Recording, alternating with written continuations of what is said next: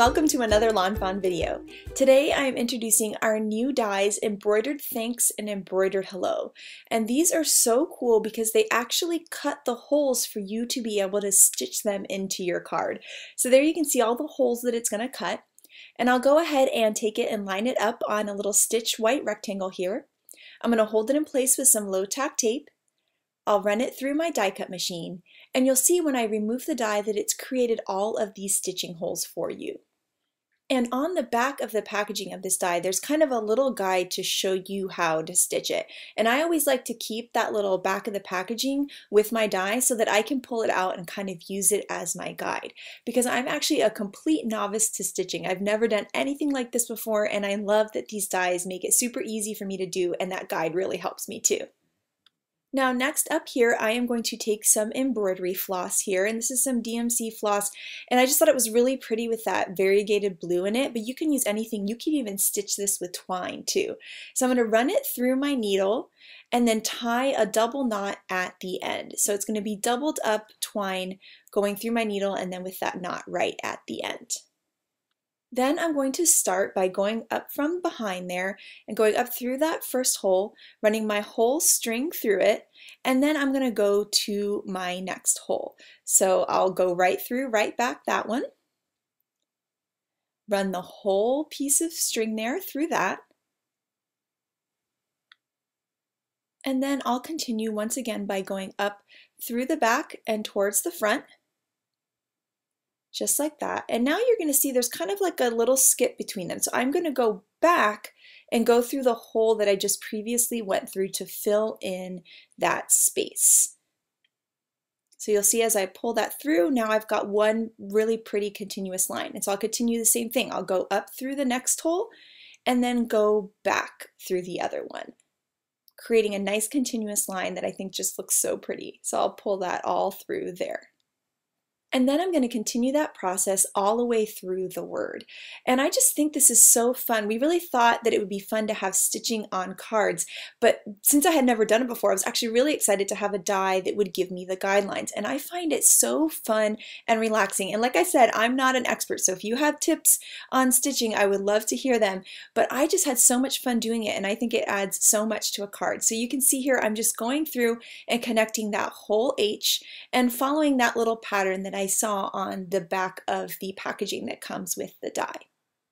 Now here we're going to be coming up on the E, and it's cursive, so where the loop's going to go. So you can decide to have the loop either go under or over. In this case, I wanted it to go under, so I'm going to stick my needle under the thread and then back through that hole, and of course then I'm going to drop it. And then once I actually pull that through, you'll see that the thread goes underneath. But you could do it the other way. It's totally personal preference in how you want it to look, but I kind of wanted it to look like I had written in cursive. So here you'll see I went through and finished the whole thing up, and I'm going to stitch my last couple holes here. And then once that's all done, I can turn it over and just do a double knot on the back and hold that in place just like that. And once I've got that double knot going, I can just trim off my ends. And then here you'll see how beautiful that looks. I just think it's stunning. Even just this with some little pattern paper behind it would be a gorgeous card. Now here I wanted to show you a different way of stitching. So I'm sure that you saw on the back there that it was like kind of a mess and really three-dimensional. So this is another way to go, and this is just to go up and through every hole, not ever going back. And so you'll see I'm just going down and up through each hole, continuing on in the pattern, and that's going to give me little gaps between all my holes. But I'll go backwards at the end and fill those all in. Honestly, I prefer the method I showed you first. I just think it's more relaxing, and I don't really mind the bulk in the back, but this is a really great way to go, especially if that bulk kind of messiness bothers you. So you'll see here that I went up and through every hole, and now I'm going to go back. So now I'm going to go back through because I've gotten to the end. And by doing that, I'm going to fill in all of the gaps. And when you do it this way, it ends up a lot cleaner on the back. So I'll keep going through my whole process. And then once I'm done with that, so here we're going to get to the H. And then once I'm done, I'm going to do the same process. So I'm going to fill in all of those gaps there, right there on that H, and then once I get to the back, I can tie a double knot and finish that whole stitching. And then here is a look at both of them. You can see on the front they look pretty similar, but on the back, obviously the orange one is cleaner, but I just have more fun stitching that way, just going front and back, front and back. I just find it more relaxing. So it's totally up to you which way you would like to do, or maybe there's an even better method out there, so let me know. Now here I'm trimming down some watercolor wishes paper from the 6x6 pad and also some craft cardstock. And I am going to cut my embroidered thanks from that watercolor wishes paper. So I've got all my holes there ready to stitch. And this time I'm just going to be using some plain white string there through my needle. And so I'm just going to double that up through it and then tie a double knot at the end.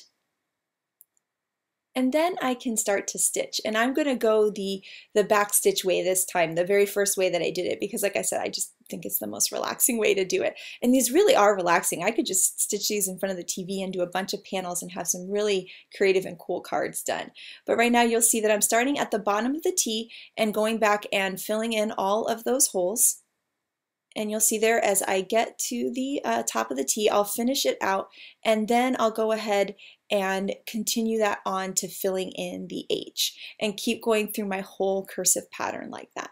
So now you'll see I've gotten to the S, and the S in this thanks is actually separate. So when you look at the back of the packaging, it gives you the guide.